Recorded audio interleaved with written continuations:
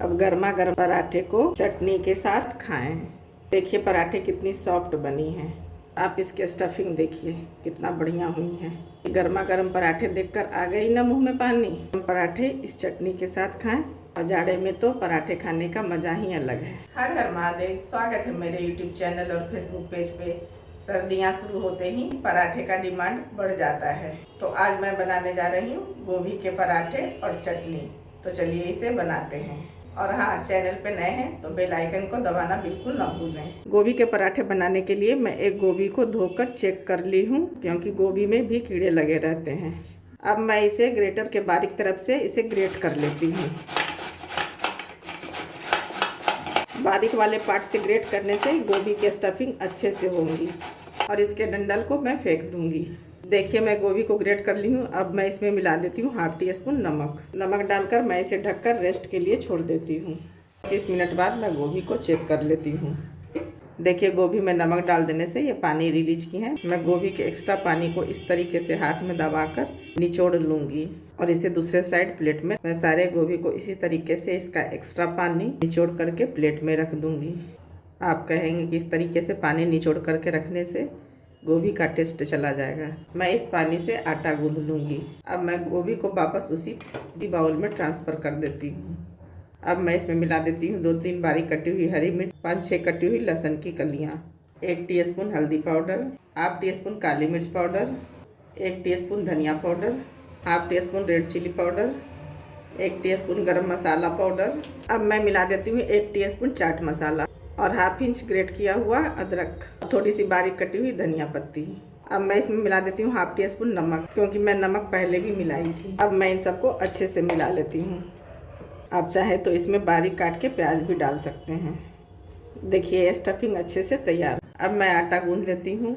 मैं 1 कटोरी आटा ली हूँ और इसमें मिला देती हूँ हाफ टी स्पून अजवाइन मंगरेल, हाफ टी स्पून नमक और 1 टेबल स्पून देसी घी। मैं इन सबको अच्छे से मिला लेती हूँ। मोयन में घी या डालडा डाल देने से पराठे बहुत ही क्रिस्पी सॉफ्ट बनती हैं, तो कोशिश कीजिए कि मोयन में घी ही डालें। मैं मोयन को अच्छे से मिला ली हूँ। मैं इसे अब थोड़ा थोड़ा पानी डालकर गूंद लूँगी। सबसे पहले गोभी वाला पानी मिला देती हूँ। गोभी का पानी मिला देने से गोभी का टेस्ट बेकार नहीं गया। अब मैं इसमें थोड़ा थोड़ा पानी डालकर गूंद लूँगी। मैं इसका थोड़ा सॉफ्ट ही डो लगाऊँगी, क्योंकि पराठा भरते समय ये फटे नहीं। हार्ड डो तैयार करने पे स्टफिंग बाहर निकल आती हैं। मैं आटे को गूंद ली हूँ। अब मैं इसे ढककर रेस्ट होने छोड़ देती हूँ। पराठे को खाने के लिए मैं बना लेती हूँ अब चटनी। मैं थोड़े से धनिया पत्ती ली हूँ और 2 हरी मिर्च, 1 कटे हुए टमाटर, 2 लहसुन की कलियाँ, स्वाद के अनुसार सफ़ेद नमक, हाफ टी स्पून काला नमक और हाफ नींबू का रस। थोड़े से पानी डालकर मैं इसे पीस लेती हूँ।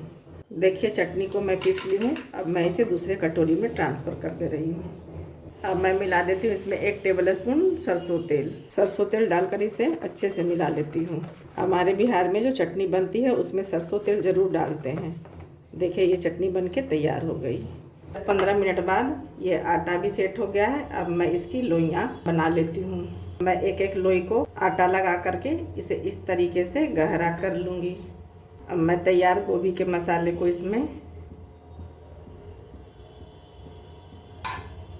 हाथ में थोड़ा सा इस तरीके से आटा लगाकर इसे इस तरीके से राउंड कर दूंगी और ये आटा ऊपर से निकाल करके हटा लूँगी।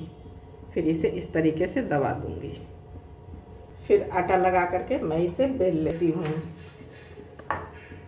देखिए मैं इसे बेल ली हूँ और इसके थिकनेस को देखिए। पराठे तो थोड़े मोटे ही बनते हैं। मैं इसी तरीके से सारे पराठे तैयार कर लूँगी। एक पराठे बना करके और आपको दिखा देती हूँ। मैं लोइयों के ऊपर आटे की डस्टिंग कर ली हूँ और इसे गहरा कर लेती हूँ इस तरीके से। अब मैं तैयार गोभी के मसाले को इसमें डालकर हाथ में इस तरीके से आटा लगाकर इसे राउंड कर लूँगी। आटे को निकाल कर हटा दूँगी। फिर इसे इस तरीके से दबा दूँगी। फिर मैं आटे की डस्टिंग कर इसे बेल लूँगी। देखिए मैं दूसरा पराठा भी इस तरीके से तैयार कर। अब मैं पराठा सेकने के लिए गर्म तवे पर 1 टीस्पून सरसों तेल ली हूँ। अब मैं इसमें डाल देती हूँ तैयार किए हुए पराठे को लो टू मीडियम फ्लेम पर इसे अच्छे से सेकूँगी। अब मैं पराठे को दूसरे तरफ पलट देती हूँ और मैं फिर से 1 टीस्पून सरसों तेल डालकर सेक लेती हूँ। पराठे को लो टू मीडियम फ्लेम पर इसे अच्छे से सेकें, तभी ये अच्छे से अंदर तक सीखेंगी और खाने में भी टेस्टी लगेंगी। मैं पराठे सेकने में सरसों तेल इस्तेमाल की हूँ, आप चाहे घी या रिफाइन में भी इसे सेक सकते हैं। पराठे को मैं लो टू मीडियम फ्लेम पर इसे अच्छे से सेक ली हूँ। अब मैं इसे निकाल लेती हूँ। मैं दूसरे पराठे को भी इसी तरीके से सेक लूँगी। पहले सरसों तेल डालकर पराठे डालकर लो टू मीडियम फ्लेम पर इसे सेक लूँगी। पराठे एक तरफ सिक गई हैं, अब मैं दूसरे तरफ भी तेल डालकर इसे पलट कर सेक लूँगी। देखिए मैं दूसरे पराठे को भी उलट पलट कर लो टू मीडियम फ्लेम पर सेक ली हूँ। ये अच्छे से सिक गई हैं। अब मैं इसे निकाल लेती हूँ और बाकी के सारे पराठे इसी तरीके से मैं सेक लूँगी। देखिए मैं सारे पराठे तैयार कर ली। तो आप भी इस तरीके से पराठे बनाएं, बिल्कुल परफेक्ट बनेंगी।